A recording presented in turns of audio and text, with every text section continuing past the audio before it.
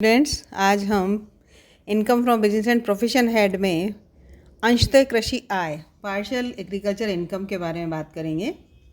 Income tax act के section 10 में agriculture income को करमुक्त घोषित किया गया है, लेकिन अनेक उद्योगों में कृषि उपज का प्रसंस्करण भी किया जाता है और ऐसी स्थिति में लाभानी खाते द्वारा जो उनका लाभ दिखाया गया है उसमें से कितनी आय को एग्रीकल्चर इनकम माना जाए और कितनी को बिजनेस की इनकम माना जाए, इसके संबंध में आयकर नियम 1962 यानी इनकम टैक्स रूल्स 1962 के नियम 7 और 8 में कुछ प्रोविजंस दिए गए हैं। तो इसमें सबसे पहले है रबड़ के उत्पादन से आय, रूल नंबर 7A।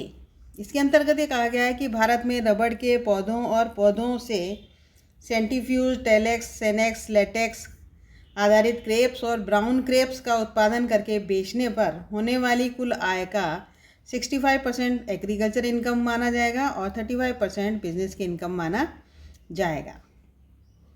नेक्स्ट आता है कॉफ़ी उत्पादन से आय।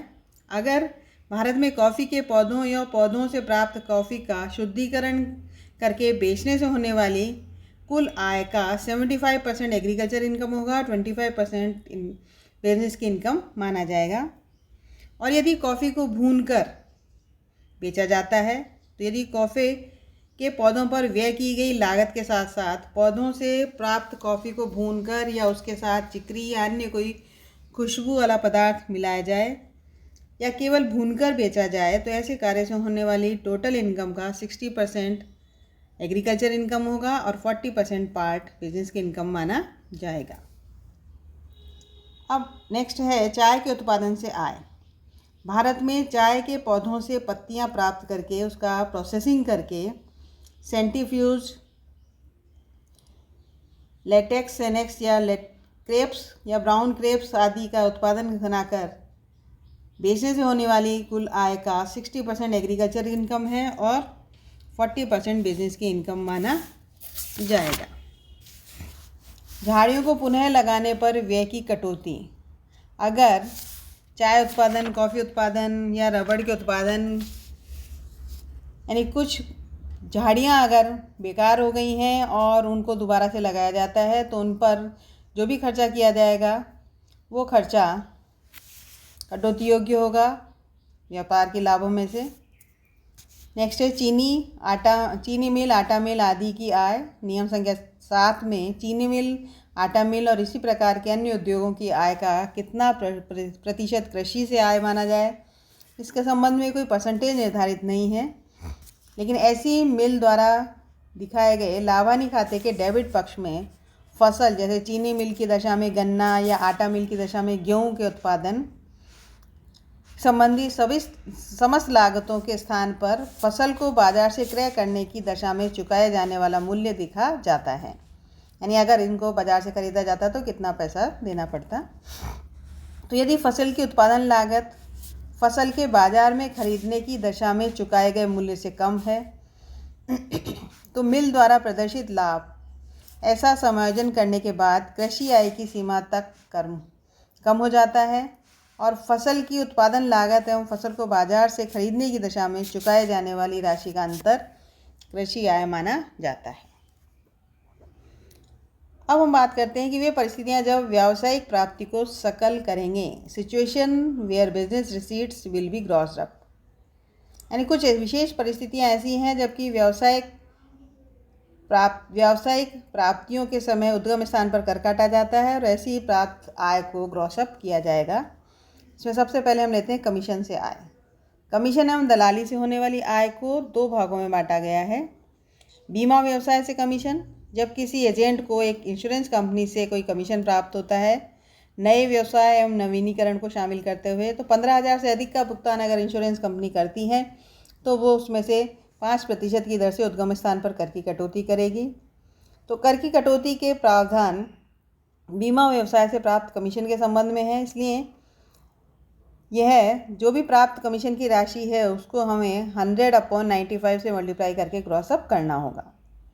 लॉटरी टिकट की बिक्री पर कमीशन, लॉटरी टिकट विक्रेता को 15,000 से अधिक का भुगतान अगर किया जाता है तो उसमें से भी उद्गम स्थान पर 5% से कर की कटौती की जाती है। तो लॉटरी टिकट की बिक्री से प्राप्त कमीशन की राशि है तो उसको 100/95 से मल्टीप्लाई करके ग्रॉसअप करेंगे और ग्रॉसअप करके ही उसके व्यवसाय की आय में उसको जोड़ेंगे। अन्य प्रकार की बिक्री पर कमीशन एवं दलाली, यानी किसी व्यक्ति को गत वर्ष में 15,000 से अधिक का भुगतान अगर कमीशन के रूप में प्राप्त हो रहा है तो जो उसे कमीशन दे रहा है वो उसमें से 5% की दर से उद्गम स्थान पर कर की कटौती करेगा। तो करदाता को प्राप्त राशि को 100/95 से मल्टीप्लाई करके कमीशन की राशि को सकल बनाया जाएगा। अब इन तीनों ही स्थितियों में यदि आय प्राप्तकर्ता द्वारा पैन कार्ड उपलब्ध नहीं करवाया जाता है तो उद्गम स्थान पर कर की कटौती 10% और 5% के स्थान पर 20% की दर से होगी।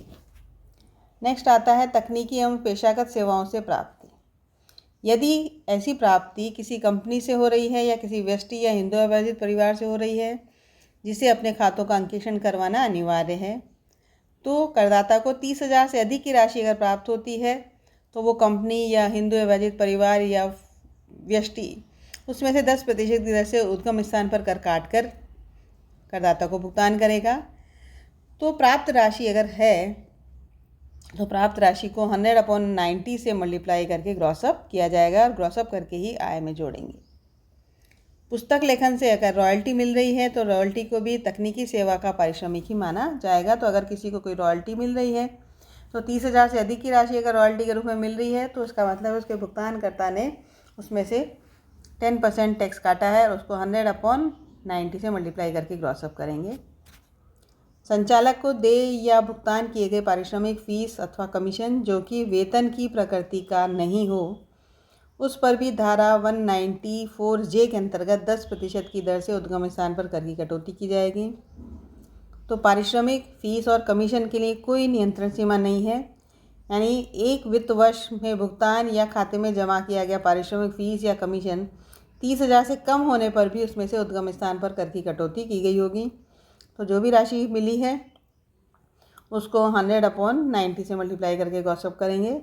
और यदि आय प्राप्तकर्ता ने अपना पैन कार्ड नहीं बनवाया है या उपलब्ध नहीं करवाया पैन नंबर तो उद्गम स्थान पर कर की कटौती 20% की दर से होगी।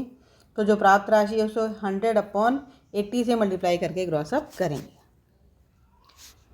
अब अगला पॉइंट है ठेकेदार अथवा उप ठेकेदार के रूप में प्राप्त राशि।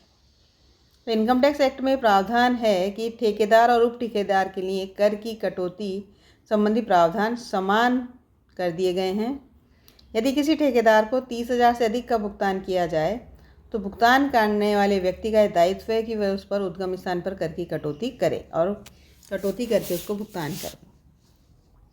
यदि ठेकेदार को एक वित्तीय वर्ष में 1 लाख से अधिक का भुगतान किया गया हो या करना हो तो प्रत्येक भुगतान पर निर्धारित दर से कर की कटौती होगी, चाहे 30,000 से कम का ही क्यों न हो।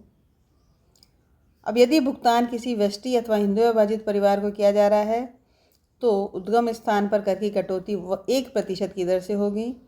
और अन्य किसी ठेकेदार जैसे कोई कॉन्ट्रैक्टर फर्म के रूप में काम कर रही है तो फर्म को भुगतान करने पर 2% की दर से कर की कटौती होगी।